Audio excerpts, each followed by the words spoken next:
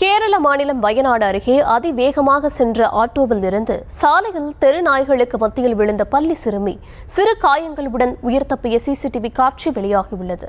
விவரங்களை தரையிறக்கிறார் செய்தியாளர் சதாம். இந்த விபத்து தொடர்பான விவரம்.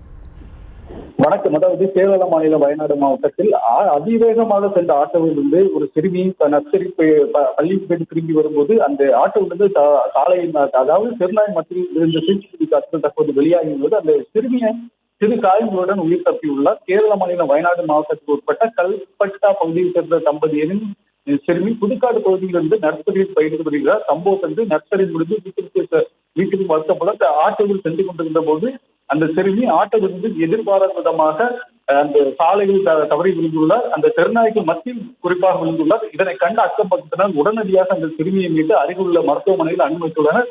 அந்த சிறுமி சிறு காயத்துடன் தற்போது சிகிச்சை பெற்று வருவதாக தகவல் வெளியாகியுள்ளது. மேலும் அந்த சிறுமி ஆட்டோவிலிருந்து தவறி விழுவதை கூட அந்த ஆட்டோ டிரைவர் அறியாமல் அதிவேகமாக சென்றதாக அப்பகுதி மக்கள் கூறுகின்றனர்.